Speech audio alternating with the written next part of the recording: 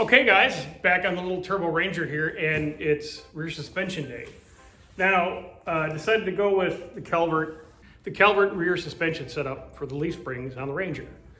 Now, what's happening with the Ranger, and I'll get underneath and I'll show you here in a minute.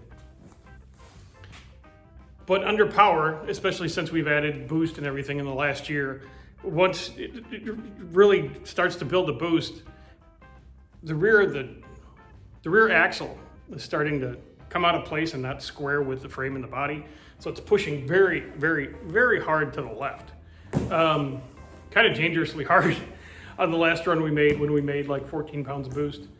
It pretty much just wanted to change lanes like instantly. That's no bueno. So this is why we're going a new direction. And this is the effort to keep the rear end of the vehicle square under the vehicle, under hard acceleration. The present setup that's under here was good for like the 350 Chevy with the carburetor, so 350 horse. And it was kind of okay with the new setup on low boost. It would steer to the left, but you could compensate and it was manageable. With the more boost and the more the dry shot, it's just past its point to where it can actively manage the stability of the rear end. So that's why we're going with the stuff that's in this box, and we'll show you what's in this box as we install it. But let me go under the truck and show you what the current suspension setup is, where its shortfalls are, and the reason to switching to the Calvert suspension. Now, this is not going to be a how to install this video, because there's hundreds of these on YouTube you can go watch, and it's a simple unbolt stuff and bolt stuff back together type deal and adjust it and move on. But we are going to show you why we're doing it, and we're going to show you the results after we're done with it. Let me take it under the truck, show what the current setup is, and then I'll get busy disassembling. All right, and let me show you the main reason we're switching to the Caltracs. Here's what's on the truck now. Now these are it's like a homemade underride system. It's welded on the back of the diff. Take you around the back. Like so. Right here.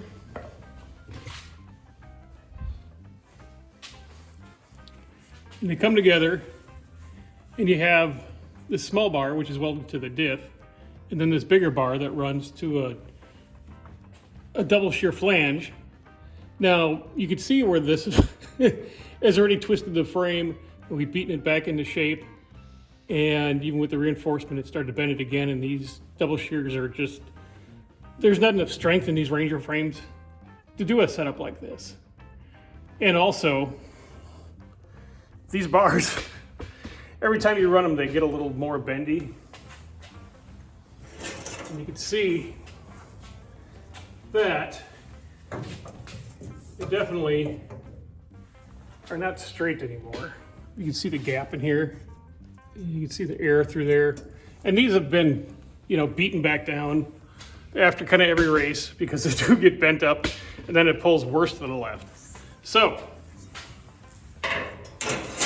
what we're gonna do, we're gonna chop all this out of here.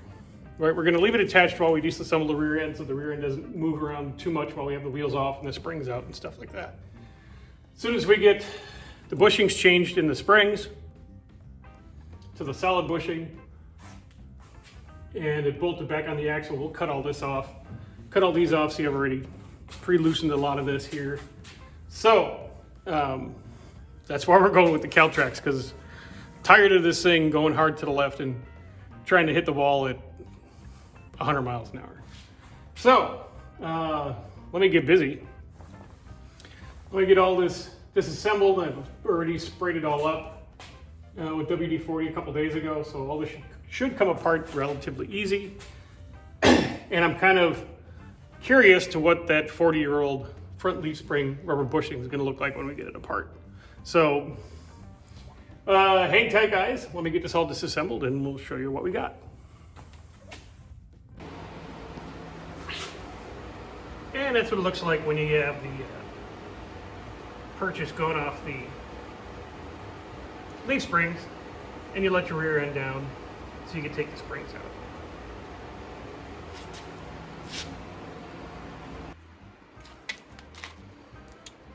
And here's the front bushings on both the leaf springs that are out of the truck now. See this? They're kind of dried up and hashed and probably weren't doing a very good job anymore. You have to press those out and then press in these solid ones. So that'll be fun. We'll show you what it looks like when they're all done. And here's what that first bushing in the leaf spring looks like when you press out the rubber and insert the steel. And another tip for you here, because these bolts were just, old. They had to be sacrificed. New bolts, which are in fact, these are metric bolts. The new ones are a 14 by 100 bolt in coarse thread with a locking nut. And I also got washers for this side. So that's going to be the new hardware. Like I said, unfortunately, these just did not want to come apart peacefully. So they're resting in peace. And here's going to be the new hardware.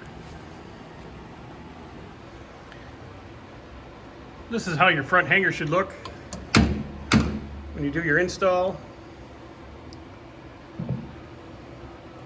The inside bushing goes in the spring.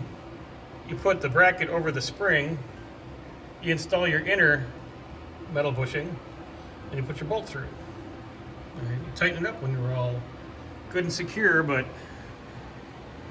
there you go. All right, well, here's the carnage of what's left over. The old U-bolts, the old top plates that you don't use. There's a special bar that they include in the kit.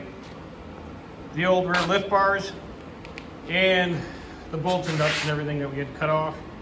Not too big of a mess. There was a little trimming we had to do on the spring plates because this Ranger, it's an 86. It originally was a 4-cylinder, so this 8.8 came out of who knows what. It was there when I got the truck. So just had to trim those up a little bit so the U-bolts would fit over there a little wide. We just sectioned one side and they went right in. But here's what they look on the truck, and I'll put you up in the air here in a second. And here's what they look like all installed. Standard Caltracs setup. We did a base adjustment. I still have to go back and retighten and retorquing and nut and bolt everything that's under here. Things like this, we just got to tighten that down. We trimmed the U-bolts because they were like way down here. Just no need for that, so we just shortened those up. Here's the other side. Same thing, just trimmed them up. Much cleaner setup. Gives me all this room under here for I don't know what. But that's what your setup looks like.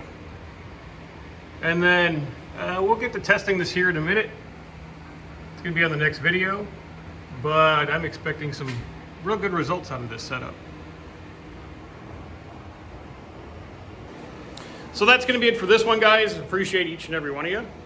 And questions, comments, concerns, put them in the comments below. We'll get to testing this in the next video. And if you can, share, like, do all the YouTube stuff that you can. Visit mid-nightspeedlabs.com for some swag, and we'll see you next time. Thanks.